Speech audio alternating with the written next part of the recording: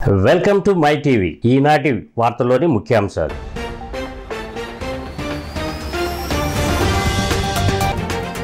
NDA పక్షనేతగా Narendra Modi ఏకగ్రీవం. పాత parliament భవన్లోని central హాల్లో ఎన్డీఏ కూటమి సమావేశం.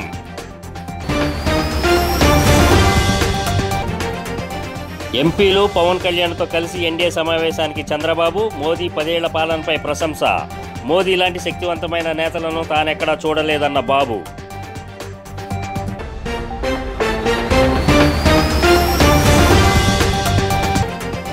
ఏపీ ప్రభుత్వ ప్రధాన కార్యదర్శిగా సీనియర్ ఐఏఎస్ నీరబ్ కుమార్ ప్రసాద్, ప్రస్తుత సీఎస్ జవహర్ రెడ్డిని బదిలీ చేస్తూ ఉత్తర్వులు.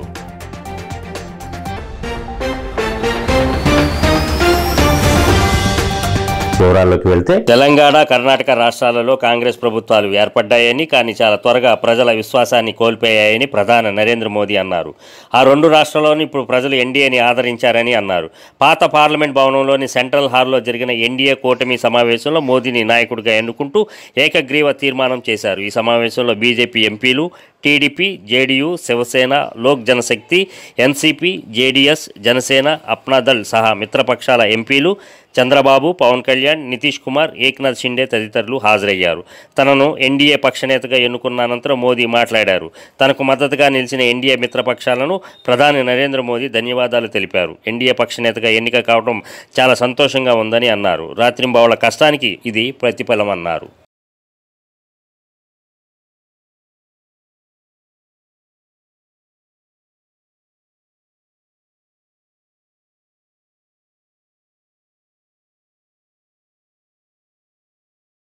ఢిల్లీలోని పార్లమెంట్ సంవిధాన్ భవన్లో జరిగిన ఎన్డీఏ పార్లమెంటరీ పార్టీ సమావేశానికి తెలుగుదేశం పార్టీ అధ్యక్షుడు చంద్రబాబు హాజరయ్యారు.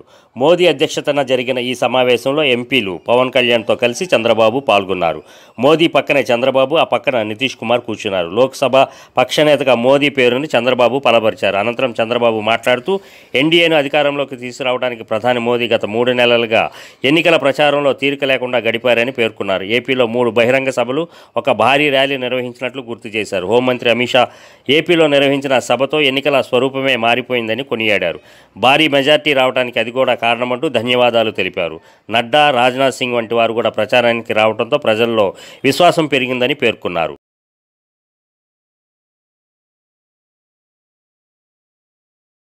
ఆంధ్రప్రదేశ్ రాష్ట్ర ప్రభుత్వ ప్రధాన కార్యదర్శిగా నీరబ్ కుమార్ ప్రసాద్ వెలగపూడి రాష్ట్ర సచివాలయంలో బాధ్యతలు స్వీకరించారు. తిరుమల తిరుపతి దేవస్థానం వేద పండితులు మరియు విజయవాడ శ్రీ బ్రహ్మరాంబ మల్లికార్జున స్వామి దేవస్థానం వేద పండితుల ఆశీర్వచనాల మధ్య సీఎస్గా బాధ్యతలు స్వీకరించారు.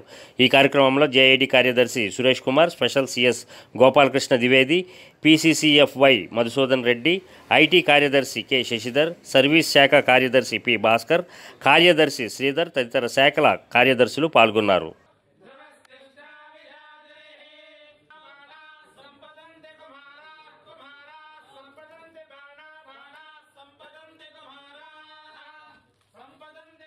ఢిల్లీలో ఎన్డీఏ లోక్సభ పక్ష నేతను ఎన్నుకునే కార్యక్రమానికి జనసేన పార్టీ అధినేత పవన్ కళ్యాణ్ కూడా హాజరయ్యారు. ఎన్డీఏ కూటమి నేతగా మోదీని ఏకగ్రీవంగా ఎన్నుకున్న సందర్భంగా పవన్ ప్రసంగించారు. కాశ్మీర్ నుంచి కన్యాకుమారి వరకు దేశం మొత్తానికి మోదీ ఒక స్ఫూర్తి అని కొనియాడారు. మోదీ స్ఫూర్తితోనే తాము ఏపీలో ప్రభంజనం సృష్టించగలిగామని చెప్పారు. మోదీ దిశానిర్దేశంతో రాష్ట్రంలో 91% పైగా సీట్లు గెలుచుకోగలిగామని అన్నారు. ఎన్డీఏ పక్షనేతగా మోదీకి తమ సంపూర్ణ మద్దతు ప్రకటిస్తున్నామని, ఆయన వెనక తామంతా ఉన్నామని పవన్ కళ్యాణ్ స్పష్టం చేశారు. మోదీ ప్రధానమంత్రి పీఠంపై ఉన్నంత వరకు భారత్లో ఏ దేశానికి భయపడదని అన్నారు.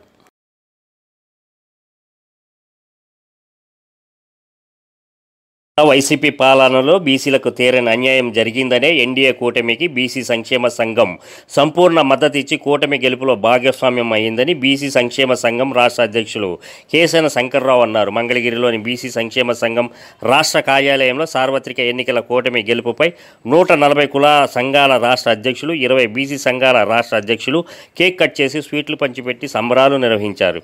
పారేపల్లి మహేష్ అధ్యక్షతన కార్యక్రమం నిర్వహించారు. ముఖ్య అతిథిగా హాజరైన కేశన శంకర్రావు మాట్లాడుతూ వైఎస్ రాజశేఖర రెడ్డి పాలనలాగానే తమ పాలన కూడా ఉంటుందని జగన్ నమ్మబలికితే బీసీలు ఓట్లు వేస్తే తాను అధికారంలోకి వచ్చాడని, అధికారంలోకి వచ్చిన తర్వాత నమ్మి వైసీపీకి ఓటు వేసిన బీసీలను నట్టేట ముంచాడని ఆయన ఆరోపించారు. బీసీలు సంఘటితంగా ఏర్పడి తమ ఓట్లతోనే కూటమికి భారీ మెజార్టీ లభించేలా విజయం సాధించామని కేసన వెల్లడించారు. ఈ కార్యక్రమంలో కన్నా మాస్టర్, ఉడత శ్రీనివాసరావు, తిరువీధుల కిరణ్, కాగితాల స్వాతిగౌడ్, అన్నవరపు నాగ మల్లేశ్వరరావు, కేసన శంకర్రావు, దాసరి రాజు మాస్టర్, పారేపల్లి మహేష్ పాల్గొన్నారు. అలా అందరినీ చోట సమీకరించి 26 జిల్లాల ప్రతినిధులతో మాట్లాడి వాళ్ళ అభిప్రాయం సేకరించి ఎన్డీఏకి కూటమికి మనము మద్దతు ఇవ్వాలని నిర్ణయించాము. అది కేవలం ఒక సభతో అంతమొందలేదు. కేసన శంకర్రావు గారు మిగతా వైసీపీ అంతా ఉన్నట్టుగా బీసీలు క్రియాశీలకంగా ఈ రాష్ట్రంలో పాత్ర పోషించినటువంటి విషయం కూడా మీ అందరికీ కూడా నేను తెలియజేస్తూ ఉన్నాను. ముఖ్యంగా వ్యవహరించినటువంటి విషయాన్ని కూడా మీ దృష్టికి నేను తీసుకొస్తా ఉన్నాను. బీసీ కులాలన్నీ కూడా రాష్ట్ర వ్యాప్తంగా మేము గుంటూరులో విస్తృత స్థాయి సమావేశాన్ని ఏర్పాటు చేసి రాష్ట్ర బీసీ కులసంఘ నాయకులకు బీసీలందరూ కూడా ఒక దిశ అంతకు మించి ఘన విజయాన్ని కూటమికి అప్పచెప్పి మరి రాష్ట్రంలో బీసీ సంక్షేమ సంఘం మా రాష్ట్ర అధ్యక్షుల వారు కేసన శంకర్రావు గారి నాయకత్వంలో కూటమికి మద్దతు ఇచ్చి ప్రతి ఒక్క నియోజకవర్గంలో కూడా బీసీలని బలోపేతం చేసుకుంటూ మనం కూటమికి ఎందుకు ఓటేయాలి, కూటమి గెలిస్తే మన బీసీలకు వచ్చే ప్రయోజనాలు ఇవన్నీ వివరించుకుంటూ తిరిగి మేము వన్ సైడ్గా బీసీ సంక్షేమ సంఘం కూటమిని గెలిపించుకోవడం జరిగింది. ఈ విజయంలో మా బీసీ సంక్షేమ సంఘం పాత్ర ఎంతో గొప్పది. అదేవిధంగా మరి మంగళగిరి నియోజకవర్గంలో నారా లోకేష్ గారు 5,000 చిల్లరతో ఓడిపోతే ఆయన స్వయంగా నాకు 50,000 మెజార్టీ. పార్వతీపురంలోని బీజేపీ జిల్లా కార్యాలయంలో జిల్లా అధ్యక్షులు ద్వారపు రెడ్డి శ్రీనివాస్ మీడియా సమావేశంలో మాట్లాడారు. ఎన్డీఏ కూటమికి ప్రజలు చూపించిన ఆధారాభిమానాలకు వారు కృతజ్ఞతలు తెలుపుతున్నామని చెప్పారు.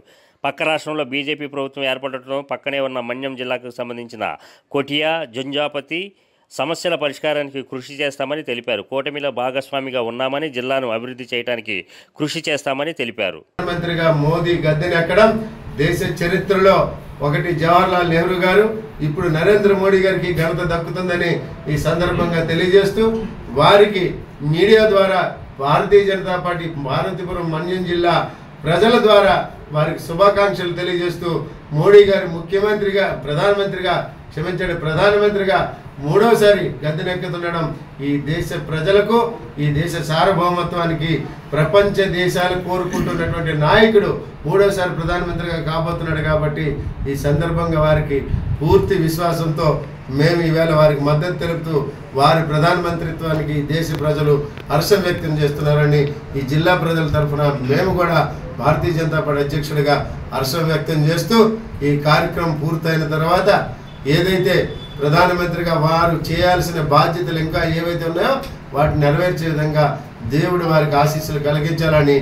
భారత్ మాతాకి జై. రాష్ట్రంలో కొత్త ప్రభుత్వం ఇంకా కొలువు తీరలేదని, అయినప్పటికీ రాజమండ్రిలో మాత్రం విధ్వంసకర ఘటనలు చోటు చేసుకోవడం దురదృష్టకరమని రాజమండ్రి మాజీ ఎంపీ మార్గాని భరతరాం ఆవేదన వ్యక్తం చేశారు. నగరంలో పలు చోట్ల చోటు చేసుకున్న విధ్వంసకర సంఘటన స్థలాలను మాజీ ఎంపీ భరత్ స్వయంగా పరిశీలించారు. మోరంపూడి ఫ్లైఓవర్ బ్రిడ్జి వద్ద శంకుస్థాపన శిలాఫలకాన్ని ధ్వంసం చేశారని, అలాగే రాజమండ్రి పేపర్ మిల్ సమీపంలో ఓ కార్యాలయాన్ని ధ్వంసం చేశారని, సీతంపేటలో ఓ వ్యక్తిపై దాడి చేసి తీవ్రంగా గాయపరిచారని అన్నారు. రాజమండ్రి ప్రశాంతమైన నగరమని, ప్రజలు భయాందోళనకు గురయ్యేలా ఎవరు వ్యవహరించకూడదని అన్నారు. అటువంటి ప్రశాంత వాతావరణాన్ని కాపాడాల్సిన బాధ్యత ప్రజాప్రతినిధులపై ఉందన్నారు. నగరంలో ఒకసారి క్యాన్సిల్ అయిన మోరంపూడి ఫ్లైఓవర్ బ్రిడ్జిని తిరిగి శాంక్షన్ చేయించడానికి జాతీయ రహదారి అధికారులు కేంద్ర ప్రభుత్వంతో ఏ విధంగా తలపడి సాధించారనే విషయం నగర ప్రజలందరికీ తెలుసని అన్నారు. దారి తీస్తా ఉంది, ఈ విధ్వంసాలకి దారి తీస్తా ఉంది. ఎంతో రాజమండ్రి అంటే ఎంతో ప్రశాంతమైన వాతావరణం సంతరించుకున్న ప్రదేశం. మరి ఇలాంటి ప్రదేశంలో ఈ రకమైన దాడులకి పాల్పడే కార్యక్రమాలు జరుగుతున్నాయి అని అంటే ఇది ఒక్కసారి ఆలోచన చేయాల్సిన అవసరం. ఎందుచేతంటే ఎన్నో ఆశలతో కొత్తగా ఏర్పడిన ప్రభుత్వానికి ప్రజలు ఓట్లు వేసి గెలిపించారు. మరి అలాంటిది ప్రజల యొక్క ఆశయ సాధనలు వీరు పనిచేయాలంటే ఇట్లా శిలాఫలకాలను బదలు కొడతాము, లేకపోతే విధ్వంసాలు చేద్దాము. మొన్న చూస్తే అక్కడ సీతంపేటలో ఒక కుర్రోడ్ తల బద్దలు కొట్టడం అయితే కానివ్వండి, పేపర్ మిల్కి ఎదురుకుండా ఉన్న ఒక ఆఫీస్ని ధ్వంసం చేయడం అయితే కానివ్వండి, ఇవన్నీ జరుగుతూ ఉన్నాయి. మరి ఒక్కసారి కొత్తగా ఎన్నికైన ప్రజాప్రతినిధులు ఈ పరిస్థితులు రాకుండా ఉండే విధంగా చూసుకోవాల్సిన అవసరం ఉంది. మరి ఈ రకమైన దాడులకి వాళ్ళే ప్రేరేపించి మరి చేస్తా ఉన్నారా లేదా అనేది ఒకసారి ఆలోచన చేసుకోవాలి. ఎందుచేతనంటే ఎప్పుడు ఈ రకమైన వాతావరణము రాజమండ్రిలో లేదు. సో ప్రజలు కూడా వారు ఓటు వేసి గెలిపించారు, వారి ప్రజల యొక్క ఆలోచనకి తగ్గట్టు ప్రజాప్రతినిధులు పనిచేయాలనేది నేను కోరుకుంటా ఉన్నా. రాజమండ్రి ఒక పీస్ ఎన్వైరన్మెంట్ ఉంది. ఆ ఎన్వైరన్మెంట్, ఆ శాంటిటీని కాపాడాల్సిన కొత్త ప్రభుత్వంలో రాష్ట్రం అన్నింటా సుభిక్షంగా ఉండాలని కోరుతూ గాజువాకలోని శ్రీ బాలా త్రిపుర సుందరి ఆత్మలింగ పంచ ప్రాణేశ్వర మహాశక్తి పీఠంలో బాలా త్రిపురేంద్ర స్వామి నేతృత్వంలో విశేష పూజలు, అభిషేకాలు నిర్వహించారు. ఈ సందర్భంగా స్వామీజీ మాట్లాడుతూ రాష్ట్ర సంక్షేమాన్ని కాపాడే ప్రభుత్వం రావాలంటూ కొన్నేళ్లుగా తాను యజ్ఞాలు, యాగాలు నిర్వహించినట్లు తెలిపారు. ప్రజలు సుఖ సంతోషాలతో ఉండాలంటే పాలకులు సమర్థులై ఉండాలని అన్నారు. తాను 1165 చండీ యాగాలు, 1200 రుద్ర యాగాలు జరిపినట్లు తెలిపారు. కూటమి అధికారంలోకి రావడం సంతోషంగా ఉందని చెప్పారు. జ్యోతిష్కులు, స్వామీజీలు తమ వ్యక్తిగత అభిప్రాయాలు వ్యక్తం చేస్తూ ప్రజలను అయోమయానికి గురి చేయడం తగదన్నారు. చంద్రబాబు నాయకత్వం ఈ రాష్ట్రానికి ఎంతైనా అవసరమని పేర్కొన్నారు. గత 5 ఏళ్లలో అభివృద్ధి బాగా వెనకబడిందని చెప్పారు. కార్యక్రమంలో ఆర్ఎస్ వెంకటేశ్వరరావు, వేణుగోపాల్, సత్యనారాయణ, కాశీ విశ్వనాథం, సుబ్బారావు, రాజు, గోవింద్ సింగ్, వరప్రసాదరావు తదితరులు పాల్గొన్నారు. 265 చండీ యాగాలు చేయడం జరిగింది. అట్లాగే రుద్రయాగాలు కూడా చేయడం జరిగింది. అట్లాగే కరోనా సమయంలో 72 గంటలు 13 లక్షల బిల్వపత్రాలతో యజ్ఞం చేయడం జరిగింది. ఎందుకనంటే ఈ అరాచక పాలన నిర్వీర్యం జరగాలని, ప్రజలు మంచి సంక్షేమ కార్యక్రమాల్లో అభివృద్ధి జరగాలని చెప్పేసి కోరుకుంటూ ఆ రోజు చేసినటువంటి ఈ పుణ్య చండీ యాగం కానీ రుద్రయాగం వల్ల ఇంత మంచి జరిగిందని నేను భావిస్తున్నాను. కాబట్టి రాబోయే కార్యక్రమంలో ఈ యొక్క పరిపాలన చంద్రబాబు నాయుడు గారికి అభినందన తెలియజేస్తున్నాను. అట్లాగే పవన్ కళ్యాణ్ గారికి కూడా అభినందన తెలియజేస్తున్నాను. అట్లే కేంద్ర మోడీ గారికి, ప్రధానమంత్రి గారికి కూడా అభినందన తెలియజేస్తున్నాం. కాబట్టి వారి సహకారం ఉండాలని చెప్పేసి రాష్ట్రానికి ఎన్నో వనరులు ఉన్నాయి, అన్నీ కూడా అభివృద్ధి జరగాలని చెప్పేసి కోరుకుంటూ, అలాగే మా యొక్క నియోజకవర్గం పల్లా శ్రీనివాసరావు గారు గాజువాక నియోజకవర్గం నుంచి అత్యధిక మెజారిటీతో గెలవడం కూడా ఆయనకి అభినందన తెలియజేస్తున్నాం.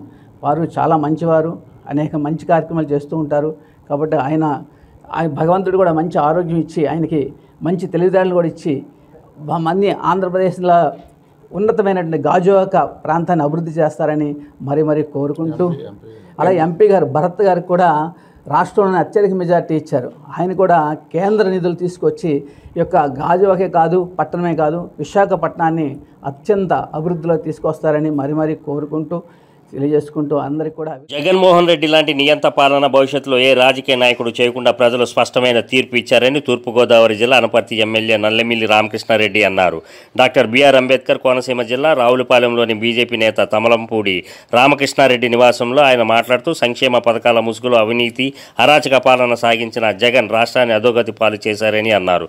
గతంలో 23 స్థానాలు ఉన్న టీడీపీని ప్రతిపక్ష హోదా కూడా లేకుండా చేయగలనని మాట్లాడిన జగన్కు నేడు ప్రజలు ప్రతిపక్ష హోదా లేకుండా చేయడం దేవుడు రాసిన స్క్రిప్ట్ అని చమత్కరించారు. ఈ సందర్భంగా ఇంతటి ఘన విజయానికి మూల కారణమైనటువంటి నల్లమిల్లి రామకృష్ణారెడ్డి గారికి మా యొక్క శుభాకాంక్షలు తెలియజేస్తాం. అందరికీ నమస్కారం. ఈరోజు ఆంధ్రప్రదేశ్ రాష్ట్రంలో డబుల్ ఇంజన్ సర్కారుతో అభివృద్ధి సాధ్యమయ్యే పరిస్థితులు ఏర్పడ్డాయి. ముఖ్యంగా గత 5 సంవత్సరాలుగా ఆంధ్రప్రదేశ్ రాష్ట్ర అభివృద్ధి అడుగట్టిపోయిన పరిస్థితి మనం చూస్తూ ఉన్నాం. జగన్మోహన్ రెడ్డి ముఖ్యమంత్రిగా బాధ్యతలు స్వీకరించిన తర్వాత నవరత్నాల పేరుతో ప్రజలను వంచిస్తూ తన జేబులు నింపుకుంటూ ఆంధ్రప్రదేశ్ రాష్ట్రాన్ని అప్పుల పాలు చేసి ఆంధ్రప్రదేశ్ని అధోగతి పాలు చేయడం జరిగింది. అటువంటి పరిస్థితుల్లో ఏదైతే చంద్రబాబు నాయుడు గారు నాయకత్వంలో అమరావతి నిర్మాణానికి నరేంద్ర మోడీ గారు శంకుస్థాపన చేసిన తర్వాత శరవేగంగా అమరావతి ఏర్పాటుని ముందుకు తీసుకెళ్ళడం, అదేవిధంగా పోలవరం నిర్మాణాన్ని దాదాపు 70% పూర్తి చేయడం, ఈ రెండింటినీ కూడా పడకెచ్చిన పరిస్థితులు, కనీసం రోడ్లు కూడా వేయలేని దుస్థితి, కనీసం ఏ విధమైన అభివృద్ధి కార్యక్రమాలు చేపట్టని వైనం, ఇదంతా ఆంధ్రప్రదేశ్ ప్రజానీకంలో ఒక కసిని పట్టుదలని పెంచాయి. మోరంపూడి ఫ్లైఓవర్ వంతెన నిర్మాణం నాడు ఎన్డీఏ కూటమి హయాంలో ప్రారంభించగా మరో 2-3 నెలల్లో దానిని ప్రారంభించబోతున్నామని రాజమహేంద్రవరం సిటీ ఎమ్మెల్యే ఆదిరెడ్డి శ్రీనివాస్ అన్నారు. దాదాపుగా పూర్తిగా వచ్చిన మోరంపూడి ఫ్లైఓవర్ను ఆయన టీడీపీ, జనసేన, బీజేపీ నాయకులు, NHAI అధికారులు, ఇంజనీర్లు, కాంట్రాక్టర్లతో కలిసి పరిశీలించారు. ఈ సందర్భంగా ఆదిరెడ్డి శ్రీనివాస్ మాట్లాడుతూ 2014 నుంచి 19 వరకు ఎన్డీఏ అధికారంలో ఉందని, 2019లో ప్రభుత్వం మారిందన్నారు. అయితే అప్పటి ఎంపీ మాగంటి మురళీమోహన్ కృషి కారణంగానే మోరంపూడి ఫ్లైఓవర్ మంజూరైందన్నారు. దాని నిర్మాణానికి శంకుస్థాపన కూడా ఆయన హయాంలోనే జరిగిందని అన్నారు. అటు తర్వాత అధికారంలోకి వచ్చిన వైఎస్ఆర్సీపీ హయాంలో వంతెన నిర్మాణానికి మళ్లీ శంకుస్థాపన చేయి ఆ కార్యక్రమానికి హాజరైన నితిన్ గడ్కరీ కొత్త పని కాదు అనే ఉద్దేశంతోనే పూజలు చేశారని ఆదిరెడ్డి శ్రీనివాస్ స్పష్టం చేశారు. అయితే నాడు గాల్లో నెగ్గిన స్థానిక మాజీ ఎంపీ మోరంపూడి ఫ్లైఓవర్ను తానే మంజూరు చేయించినట్లు తప్పుడు ప్రచారం చేసి ప్రజలను మభ్యపెట్టే ప్రయత్నం చేశారని విమర్శించారు. కేవలం అతని తప్పిదం వల్లే వంతెన నిర్మాణం చాలా ఆలస్యమైందని అన్నారు. లేకపోతే ఎన్ని బలాలు వచ్చినాయి, ఎన్ని వచ్చినాయి, లేకపోతే 25% ఏం వచ్చిందన్న దాని మీద దృష్టి పెట్టావు. నిజంగానే ఒక కమిషన్ దృష్టి పెట్టకపోతే పని త్వరగతిన అయ్యేది, ఈ పార్టీకి ఓపెన్ అయ్యేది. ఈ పార్టీ కొంతమంది ప్రాణాలైనా నిలిచాయి. నీ నిర్లక్ష్యం వల్లనే జరిగింది. ఇంకెలాంటి నిర్లక్ష్య కార్యక్రమాలు ఏది కూడా జరగనివ్వం. ఈ సందర్భంగా ఈ యొక్క ఫ్లైఓవర్ తీసుకురావడానికి కారకులైన మాజీ పార్లమెంట్ సభ్యులు పెద్దలు మురళీమోహన్ గారికి తెలుగుదేశం, బీజేపీ, జనసేన నాయకులు ధన్యవాదాలు తెలియజేస్తా ఉన్నాం. అలాగే ఈ పని పూర్తి చేయడానికి ఇక్కడ గత 5 సంవత్సరాలు పనిచేసిన ప్రాజెక్ట్ గుమస్తా అయిన మాజీ ఎంపీ, నా మీద పోటీ చేసిన ఎమ్మెల్యేకి కూడా అభినందనలు తెలియజేసుకుంటూ, ఓపెన్ చేయబోయేది ప్రోటోకాల్ తోటి పురంధేశ్వరి గారు, ఇక్కడ శాసనసభ్యులుగా నేనుంటాను, పెద్దలు బుచ్చ చౌదరి గారు ఉంటారు, జనసేన నాయకులు ఉంటారు, టీడీపీ, బీజేపీ ముఖ్యమైన నాయకులు అందరి సమక్షంలో 3 నెలల్లోనే కాలం అది వాతావరణం కూడా సహకరిస్తే 3 నెలలు. ఎన్నికల ప్రక్రియ నిర్వహణలో జిల్లా యంత్రాంగానికి జర్నలిస్టులు ఎంతో సహకరించారని, పొరపాట్లు జరగకుండా ఎప్పటికప్పుడు అప్రమత్తం చేశారని, వారి సహకారం మరవలేనిదని జిల్లా కలెక్టర్ డాక్టర్ ఏ మల్లికార్జున పేర్కొన్నారు. ఎన్నికల జాబితా రూపకల్పన, సవరణ ప్రక్రియకు సంబంధించి అనేక కథనాలు ప్రచురించడం ద్వారా పొరపాట్లను సవరించేలా యంత్రాంగానికి మార్గదర్శకం చేశారని అన్నారు. వివిధ మార్గాల్లో జిల్లా యంత్రాంగానికి సహకారం అందించిన మీడియా మిత్రులందరికీ కలెక్టర్ ధన్యవాదాలు తెలిపారు. సార్వత్రిక ఎన్నికల ప్రక్రియ సజావుగా విజయవంతంగా జరిగిన నేపథ్యంలో జిల్లాలోని ప్రింట్, ఎలక్ట్రానిక్ మీడియా ప్రతినిధులతో కలెక్టర్ మీటింగ్ హాల్లో జిల్లా కలెక్టర్, పోలీస్ కమిషనర్ డాక్టర్ ఏ రవిశంకర్ ఆత్మీయ సమావేశం నిర్వహించారు. జర్నలిస్టులు అందించిన సహకారాన్ని, సేవలను కొనియాడారు. ఈ సందర్భంగా కలెక్టర్ మాట్లాడుతూ సమాజానికి ఎన్నో విధాలుగా సేవలు అందిస్తున్న జర్నలిస్టుల సంక్షేమానికి యంత్రాంగం తరపున అనేక విధాలుగా కృషి చేశామని, భవిష్యత్తులో మరెన్నో కార్యక్రమాలు చేపడతామని జిల్లా కలెక్టర్ పేర్కొన్నారు. చాలా మందికి హెల్త్ ఇన్సూరెన్స్ ప్రీమియం చెల్లించామని, ఉచితంగా ఆరోగ్య పరీక్షలు నిర్వహించామని తెలిపారు. సంజీవని నిధి ద్వారా అవసరమైన వారికి ఆర్థిక సహాయం కూడా అందించామని గుర్తు చేశారు. ఇళ్ల స్థలాల జారీ ప్రక్రియకు సంబంధించిన పలు సమావేశాలు నిర్వహించి సానుకూల నిర్ణయాలు తీసుకున్నామని చెప్పారు. మీడియాలో వచ్చిన కథనాలు కావచ్చు, రకరకాల రాసి ఉంటారు, వాటిని మళ్ళీ వచ్చిన ప్రతిసారి కూడా చూసుకోవడం, ఏమన్నా పొరపాటు జరుగుతూ ఉందా, ఏమన్నా జరిగితే కరెక్ట్ చేసుకోవడం, లేదంటే ఇంకా ఏదైనా చేయాల్సింది ఇంకా మిగిలిపోయి ఉన్నాయా. సో ఈ విధంగా అన్నీ కూడా సరి చేసుకుని రావడం వల్ల సుమారుగా మీకు లాస్ట్ 2 ఇయర్స్లో చూసుకుంటే ఆల్మోస్ట్ 10 లక్షల బైకులకు కరెక్షన్స్ కానీ, అడిషన్స్, డిలీషన్స్ అన్నీ, అంటే ఓవరాల్ చెప్తున్నాం బిఫోర్ ది ఇన్ఫర్మేషన్. సో అంత మ్యాసివ్ లెవెల్లో వర్క్ జరిగింది. సో మేజర్గా బిఎల్ఓలకి మేము వెరిఫై చేసుకోవాలి. అండ్ మధ్యలో మీరు దాంట్లో ఉన్న లోపాలని ఇది చూపడము, మీరు మళ్ళీ వాటిని కరెక్ట్ చేసుకోవడము. సో ఇవి కూడా కార్యక్రమం జరిగాయి. సో ఆ విధంగా కూడా ఎవ్రీ టైం కూడా అన్ని లోపాలను సరిగ్గా ముందుకెళ్ళి కూడా ఐ థింక్ చూసుకుంటే స్టేట్లో ఈ విధంగా ప్యూరిఫికేషన్, అంటే మేము ఎస్ఎస్ఆర్ నథింగ్ బట్ ఈ ఎలక్ట్రల్ రోల్ ప్యూరిఫికేషన్ బేసిక్గా. సో ప్యూరిఫికేషన్ హైయెస్ట్ జరిగింది విశాఖపట్నంలో జరిగింది. మన తర్వాత నెల్లూరు జిల్లాలో జరిగింది సెకండ్. వాళ్ళకంటే కనీసం 8 కాన్స్టిట్యూన్సీస్ ఉన్నాయి. ఇక్కడ 7 కాన్స్టిట్యూన్సీలకి ఆల్మోస్ట్ పర్ బిఎల్ఓ వర్డన్ కానీ పర్ బిఎల్ఓ వర్క్ కానీ చూసుకుంటే హైయెస్ట్ వర్క్ ఇక్కడ జరిగింది. వాళ్ళ వర్క్ కాంప్రమైజ్ కాకుండా వాళ్ళు రొటీన్ వర్క్ చేసుకుంటూ కంటిన్యూస్గా వాళ్ళకి ఇచ్చిన మనం చేస్తున్న చేసుకుంటూ కూడా అర్లీ మార్నింగ్ వెళ్దాము, ఈవినింగ్ వెళ్దాము అలా తీసుకెళ్ళడం జరిగింది. మట్టి మాఫియా, ఇసుక మాఫియా చేసి కోట్లాది రూపాయలు సంపాదించుకున్న పిఠాపురం నియోజకవర్గానికి చెందిన వైఎస్ఆర్ కాంగ్రెస్ పార్టీ నాయకులు నేడు అధికార కూటమి పార్టీలో చేరాలని చూస్తున్నారని, వారి ఆటలిక సాగవని తెలుగుదేశం పార్టీ రాష్ట్ర అధికార ప్రతినిధి పిఠాపురం మాజీ ఎమ్మెల్యే వర్మ మండిపడ్డారు. రాష్ట్రంలో కూటమి అభ్యర్థులు అత్యంత మెజారిటీతో గెలుపొందడం, అదేవిధంగా పిఠాపురం నియోజకవర్గంలో కొణిదెల పవన్ కళ్యాణ్ అత్యంత మెజారిటీతో ఎమ్మెల్యేగా గెలుపొందడంతో పిఠాపురం నియోజకవర్గం తెలుగుదేశం పార్టీ నాయకులు, కార్యకర్తలు, అభిమానులు, పిఠాపురం నియోజకవర్గ ప్రజలు సంబరాలు జరుపుకున్నారు. ఈ సందర్భంగా పిఠాపురం మహారాజా కోట ఆవరణలో గల తెలుగుదేశం పార్టీ కార్యాలయంలో వర్మను కూటమి పార్టీ నాయకులు, కార్యకర్తలు, అభిమానులు కలిసి శుభాకాంక్షలు తెలియజేశారు. ఈ సందర్భంగా మాజీ ఎమ్మెల్యే వర్మను ఘనంగా సన్మానించారు. ఇక్కడ మరి పరిపాలన పవన్ కళ్యాణ్ గారు వచ్చాక అందరితోటి మీటింగ్స్ చేసి అధికారులు అందరితోటి వ్యవస్థను ఏ విధంగా నడిపించాలని చెప్పి పవన్ కళ్యాణ్ గారు ఆలోచన చేసి ఆ విధంగా నడిపించే విధంగా పిఠాపురం నియోజకవర్గం ఈవేళ తెలియజేస్తా ఉన్నాం. మట్టి మాఫియా డాన్స్ అందరూ కూడా పార్టీలోకి రావడానికి చూస్తున్నారు.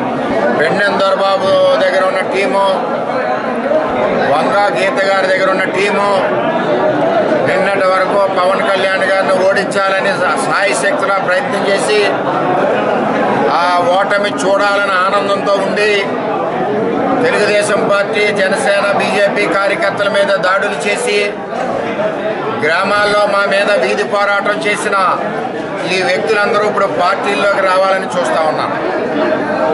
ఇప్పుడు అధికారం వచ్చింది కాబట్టి వీళ్ళు వస్తారు. తర్వాత అధికారానికి ముందు మళ్ళీ ఎలక్షన్కి వచ్చే ముందు 4 నెలల ముందు వెళ్ళిపోతారు. పిఠాపురంలో ఇది ఆనవాయితీ. ముఖ్యాంశాలు మరోసారి.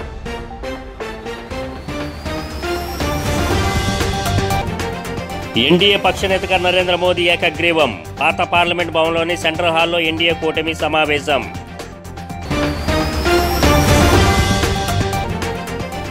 ఎంపీలు పవన్ కళ్యాణ్తో కలిసి ఎన్డీఏ సమావేశానికి చంద్రబాబు. మోదీ 10 ఏళ్ల పాలనపై ప్రశంస. మోదీ లాంటి శక్తివంతమైన నేతలను తానెక్కడా చూడలేదన్న బాబు.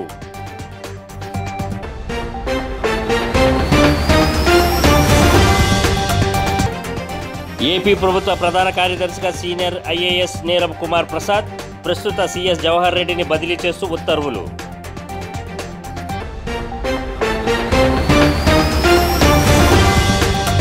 ఈ వార్తలు ఇంతటితో సమాప్తం. మరో బులెటిన్లో మరలా కలుద్దాం. అంతవరకు సెలవు.